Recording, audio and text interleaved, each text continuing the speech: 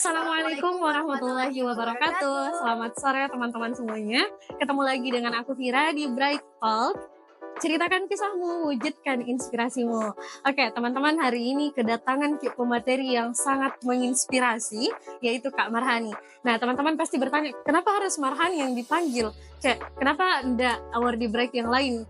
Pasti kayak Kak orang-orang yang lebih banyak prestasinya begitu. Tapi teman-teman, Kak Marhani ini juga prestasinya tidak kalah banyak dari award di Bright yang lainnya.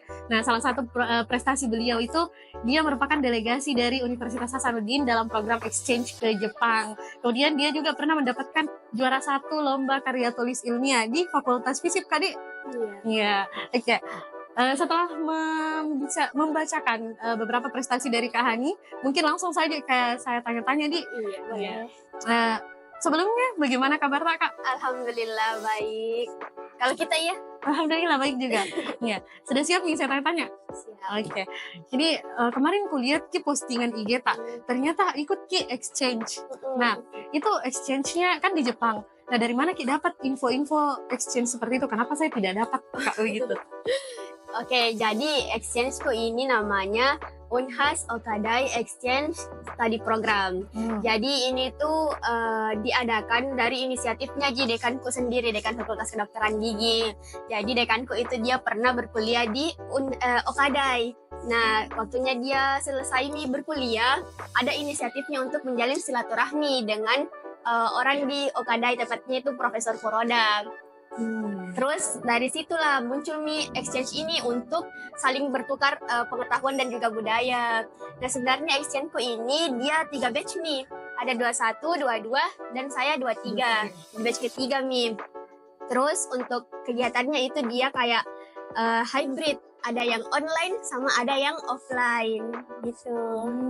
Jadi ini exchange-nya khusus memang untuk anak kedokteran gigi begitu? Oh, kalau untuk pesertanya itu sebenarnya dari anak-anak kesehatan, rukun kesehatan. Jadi bisa FK, bisa FKM, bisa apa lagi nih?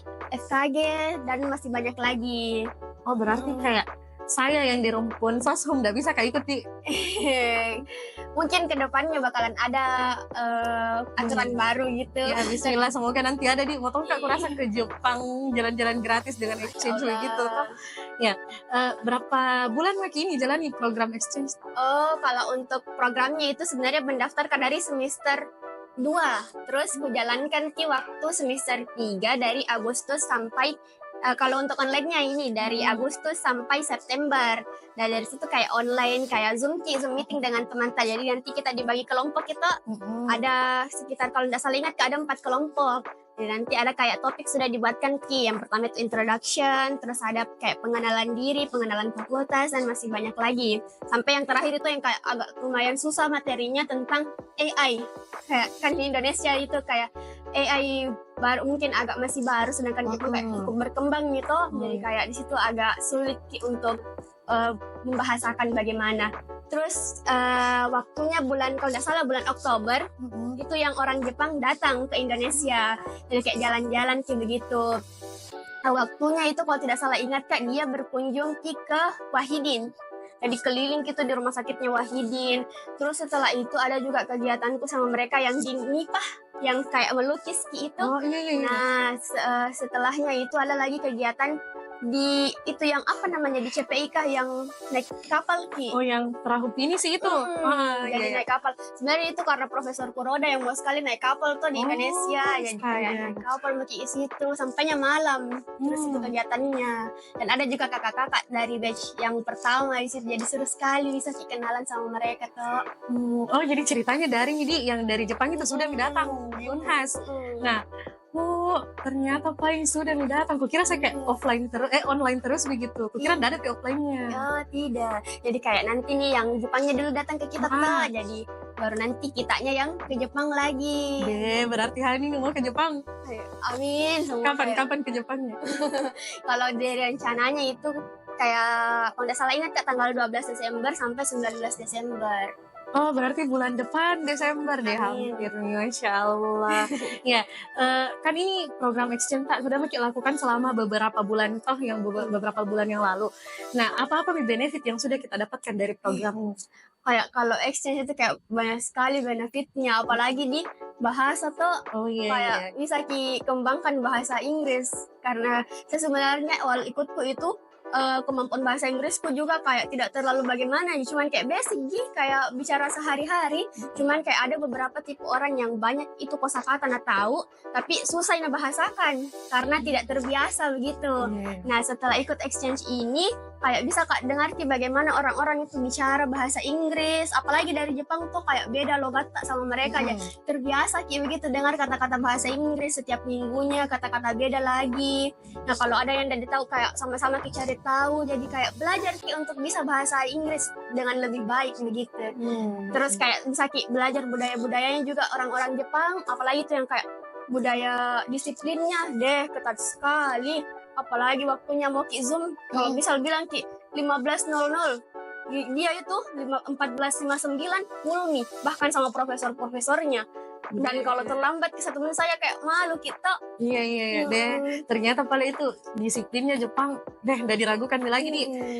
Selama ikut program ini kan kita bilang kalau Jepang itu kayak disiplin sekali. Nah, pernah ndak dari delegasi UNHAS ini ada yang terlambat masuk ke ruang Zoom gitu? Pernah? Kalau dari saya sendiri tuh saya pernah sebenarnya, dan untungnya di situ diarahkan untuk izin di profesor tuh. Dan alhamdulillah profesornya tuh kayak tinggi juga toleransinya sama kita, jadi kayak dia tunggu ki. Nah setelahnya itu baru mulai exchange-nya. Alhamdulillah berarti banyak sekali nih benefit kita dapatkan di exchange ini. Kan ini belum pakai berangkat ke Jepang, nanti bulan Desember baru berangkat. Nah kira-kira apa harapan tak untuk kalau sampai di Jepang di sana, apa kira-kira harapan tak yang kalau harapanku semoga bisa kak, kan ini rencana kita mau ke Osaka dulu jalan-jalan tuh. Harapanku semoga bisa kak ketemu salju itu saja, mau sekali ketemu salju. Terus kalau nanti di Okayama semoga bisa kak keliling di universitasnya, kayak belajar banyak tuh kak, apalagi Okayama kayak di Jepang, universitas Jepang itu kayak rata-rata maju gitu, jadi kayak bisa kayak belajar tentang teknologi apa di sana. Masya Allah, berarti harapannya yang pertama itu mau lihat salju. Oke, mungkin penonton ini penasaran bagaimana itu sebenarnya, apa tips and triknya dalam mendaftar ini exchange. Pasti banyak adik-adik tingkat tak juga yang mau mendaftar tapi tidak tahu caranya bagaimana. Kayak saya gitu, kayak bilang ternyata ada program exchange begini tapi tidak dapat info begitu. Bagaimana tipsnya? Untuk yang mau ikut nanti batch selanjutnya mungkin bisa di follow Instagramnya sekarang, Unhas Okadai Exchange Study Program. Dan nanti di situ bakalan ada informasinya tentang pendaftarannya. Terus untuk yang harus dipersiapkan itu mungkin bahasa Inggrisnya, karena semakin jauh ke bahasa Inggris pasti semakin besar kesempatan tak untuk bisa lolos tuh. Apalagi waktu wawancara di situ dilihat kayak oh ini ternyata jago bahasa Inggris. Terus buat motivasinya.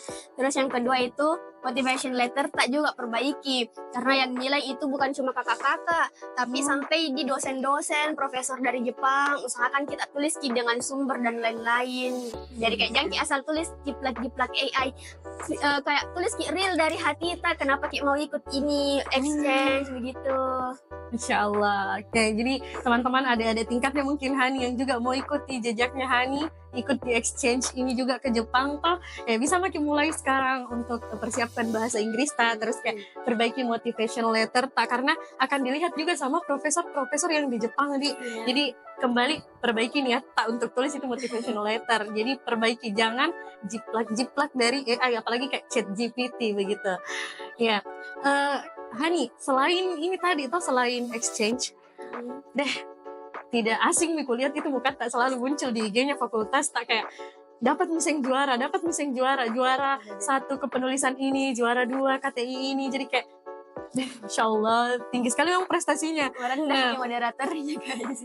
Tidak, begitu memang. Oke, jadi yang mau kutanyakan, kenapa Ki bisa selain kan sibuk sekali Maki ini di kedokteran, terus kayak sibuk Maki juga dalam program exchange tak, kenapa Ki bisa juga tetap meluangkan waktu di kepenulisan? Kayak apa motivasi tak untuk ikut lomba-lomba kepenulisan itu gitu? Kalau dari motivasiku ikut kepenulisan itu sebenarnya terinspirasi Kak dari kakak-kakak ya kakak KBS yang Oh. kayak mereka tuh sebenarnya prestasinya lebih banyak lagi, kayak Kak Yusuf, Kak Eka. Nah dari situ kebetulan kan dulu ada pembinaan tuh sama-sama yang Oh. esai itu Oh iya iya iya sama iya. Kak Ucup. Nah situ nih kayak ih kayaknya cocok Kak saya ini esai dan introvert Kak toh ya kayak bisa kayak kalau esai ini kayak kalau presentasinya kan dipersiapkan dulu tuh ya Iya kayak iya. bisa Kak ungkapkan semua yang ide-ide Heeh. ke penulisan begini. Jadi kayak aku coba Mi itu ke penulisan.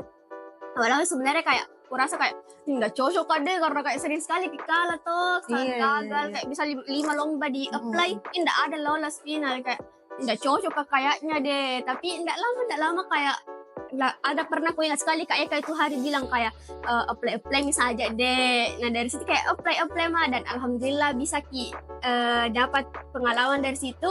Akhirnya bisa perbaiki terus esai tak jadi lebih baik dan alhamdulillah bisa dapat juara karena kayak Nah bilang juga orang tuh kayak pengalaman itu pembelajaran terbaik begitu. Oh, Masya Allah. Akan kuikuti juga jejaknya, apply misalnya karena saya juga berapa kali mah ikut itu lomba-lomba kepenulisan, esai, KTI dan sebagainya, tapi kayak gagal terus Kak, kayak masuk final, terus presentasinya gagal lagi, atau ada juga beberapa karya-karya aku kayak bahkan masuk di final pun tidak. Jadi kayak down Kak begitu ya, bilang kayaknya ini bukan di sini anuku deh, bukan di sini bidangku. Tapi Sama. aku dengar kita dia bilang apply saja. Jadi kayaknya untuk kedepannya mau Kak lagi mulai untuk apply. Siapa tahu bisa Kak ikuti jejak tak kayak muncul terus di IG-nya Unhas gitu tak. Iya. Selama kepenulisan tak ini ada ndak satu subtema begitu yang paling kita kuasai, atau maksudnya kayak kalau mau ikut, oh saya ambil subtema ini mau deh, ikuti lagi subtema ini mau. Kalau subtema itu tuh saya kan kebetulan anak kesehatan. Kayak kebanyakan ideku juga itu tentang kesehatan. Tapi beberapa kali juga ikut Kak yang tema lain kayak misal pendidikan atau teknologi terbarukan. Tapi kalau ikut Kak yang lain itu selalu Kak panggil teman-temanku dari luar fakultas supaya kayak bisa tukar pengetahuan tuh kayak komunikasi mereka. Bagaimana bedanya ini? Karena kan pasti ada yang dari tahu. Iya. Jadi kayak cara tak pilih kita subtema kan kayak tadi ada energi terbarukan, ada di pendidikan, ada di kesehatan. Bagaimana cara tak pilih itu subtemanya? Karena saya jujur bingung juga biasa kayak kalau ada itu poster-poster lomba kayak bingung Kak. Ini yang mana di subtema yang cocok dengan saya begitu. Jadi kayak bingung kayak yang mana mau ikuti. Menurut tak bagaimana cara pilih begitu? Kalau saya tuh yang pertama kulihat itu kalau mau ikut lomba penyelenggaranya. Terus sudah itu kulihat temanya, cocok apa sih sama temanya. Terus sudah itu baca temanya, sesuaikan dengan subtema apa kira-kira yang kayak urgent sekali mau dibahas dari tema ini. Nah setelah itu kayak cari ide-ide. Sebenarnya saya kalau cari ide juga kadang nggak buka di Google, cari jurnal-jurnal atau biasa juga pakai yang kayak apa begini. Nah kalau dapat itu saya mulai menulis ideku yang tentang esai tadi. Tapi kalau mau tulis esai itu saya saranku saya buat dulu kerangka atau dari pendahuluan kayak data begini. Nah setelah selesai kerangkanya semua baru mungkin menulis supaya kayak terarah tidak mengelilingi mungkin mau bahas apa ini. Oke. Jadi ada tadi kita bilang itu kerangka harus dibuat terlebih dahulu. Nah pertanyaanku lagi, itu di kerangka apa seharusnya yang harus ada di situ di kerangkanya, kayak jangan sampai sembarang dikasih masuk di kerangka toh. Jadi menurut apa saja? Sebenarnya itu kerangka untuk mengarahkan Jeki. Jadi misal nih ini di pendahuluan mau bahas tentang tadi contoh ideku yang pernah sama temanku itu tentang stunting. Nah jadi yang pertama itu saya bahas apa itu stunting. Yang kedua prevalensi stunting di Indonesia. Yang ketiga apa dampaknya stunting. Terus yang keempat itu apa program pemerintah untuk menyelesaikan ini dan apa kekurangannya. Nah setelah itu hadirkan inovasi tak yang bisa menyelesaikan permasalahan yang ada sebelumnya kayak begitu. Berarti kalau mau ikut lomba-lomba kepenulisan begitu harus pada dulu ada masalah jadi kayak dapat masalah harus dimunculkan apa sebenarnya inovasi supaya terselesaikan masalah. Iya karena kayak biasa itu ide kayak datang dari masalah Berarti itu juga bisa jadi satu poin plus kalau misalnya buat ide begitu.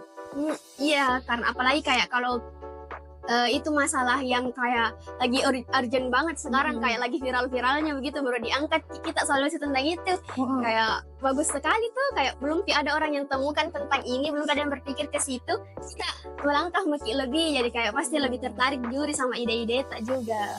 Oke.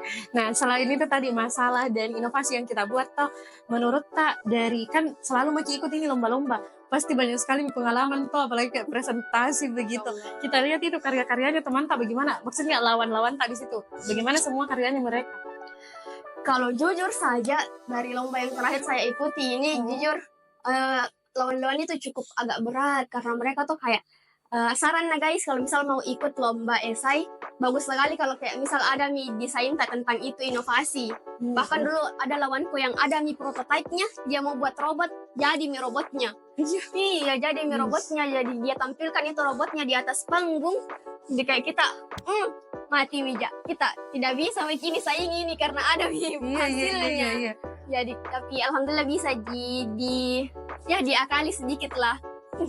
Bagaimana cara tak akali gitu, karena pasti kalau dilihat itu kayak ya Allah ndak bisa mau ini kayak ada media alatnya sedangkan kita masih ide begitu. Gimana cara tak akali kayak supaya itu tetap bisa yakinkan juri padahal kayak daun lagi di situ. Jadi salah satu kuncinya itu harus matang perencanaan tak. Jadi kayak ide tak itu harus dijelas anggarannya begini-begini, tahapannya mau dari tahun pertama, tahun kedua, tahun ketiga progresnya. Jadi kayak bisa diyakinkan juri kalau misal memang belum ada ini produkku, tapi pasti bisa terwujud karena realistis Kak. Dan pas itu terakhir kayak hopeless mata sama timku. Aku angkat ini satu kata-kata yang kayak agak lucu ya aku dengar. Inovasi bukan hanya tentang teknologi, tetapi tentang keberanian pemuda untuk bermimpi lebih besar dan bertindak lebih nyata demi kesejahteraan bangsa. Dewasnya di situ kayak supaya kita naik karena saya ideku di situ tentang komunitas. Sedangkan yang lain itu kayak angkat AI, angkat segala macam yang kayak takuku ini teknologi gang. Nah, sedangkan kita angkat yang saja yang kayak sederhana tapi kita tekankan tentang dampaknya untuk masyarakat sekitar. Berarti dapat poin plus dari dampaknya itu sama tadi kayak ada memang anggarannya. Terus berarti tadi kita bilang ke depannya dalam 1 tahun ini, 2 tahun, 3 tahun dan ke depannya itu harus ada perencanaannya. Berarti ada juga harus rencana pengembangannya dari inovasi itu. Masya Allah. Jadi itu teman-teman selain tadi idenya harus ada masalah terus kita buat inovasi, kita juga harus lengkapkan gitu dengan anggarannya, dengan strategi pengembangannya, dan jangan lupa percaya dirinya kayak tadi Hani dia terakhir kasih masuk quotes yang bisa tingkatkan kita lagi idenya gitu. Jangan makin minder dengan anak-anak yang dari luar, apalagi kayak dari Jawa tuh biasa tuh orang deh dari UGM mati miki kita. Jangan lihat dari universitasnya tapi lihat dari mutu pesertanya. Masya Allah. Ya tidak selamanya tidak selamanya dari UGM yang terbaik, tapi dari daerah-daerah Sulawesi juga banyak sekali anak-anaknya yang berpotensi. Amin. Kita amin. Insya Allah. Pertanyaan terakhir ini Kak.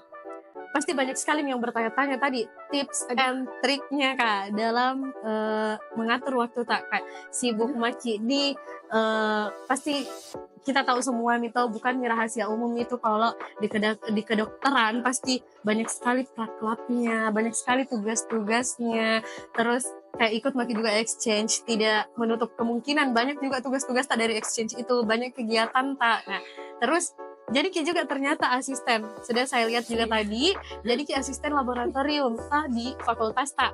Nah, jadi bagaimana cara itu atur semua waktu tak, padahal kayak ya Allah kalau dipikir itu semua kegiatan tak tadi.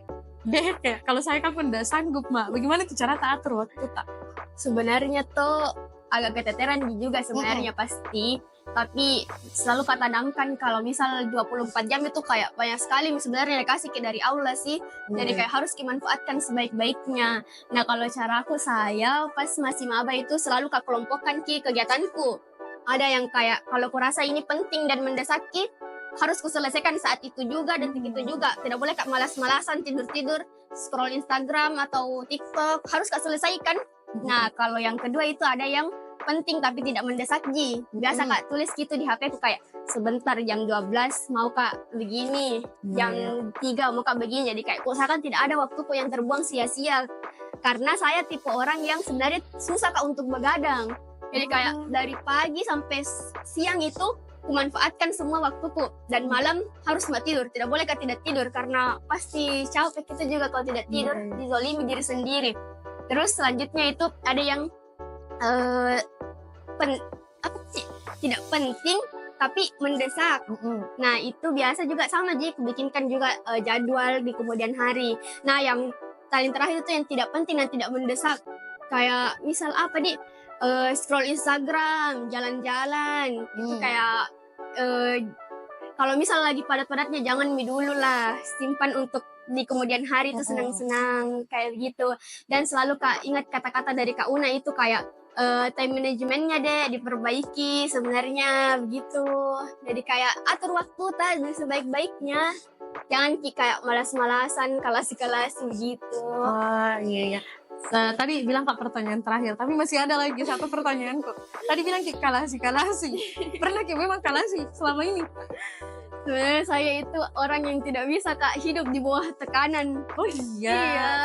Jadi kayak kalau kurasa ini tertekan Kak, aduh malas-malas semua ini. Makanya tuh kayak selalu Kak atur waktuku supaya usahakan tidak tertekan Kak sama jadwal yang sudah aku bikin. Kayak tidak ambil Kak dua kegiatan yang kayak bisa Kak multitasking di situ, kayak tertekan sekali pasti tuh kalau tertekan Kak saya otomatis malas-malasan Kak. Jadi selalu Kak buat jadwal yang renggang kurasa. Gitu. Kayak begitu mikirnya saya deh, kayak terlalu banyak sekali ku ikuti dan akhirnya kayak nggak bisa atur sendiri ke waktu itu kayak ujung-ujungnya tidak maksimal yang dilakukan. Jadi kayak banyak memang dilakukan tapi tidak ada satupun yang maksimal begitu ya. Masya Allah begitu nih. Jadi harus memang fokuskan di mana gitu yang bisa memang benar-benar dilakukan, direnggangkan waktunya, jangan multitasking begitu deh. Kalau dari Hani enggak, kalau bisa aja orang itu multitasking silahkan.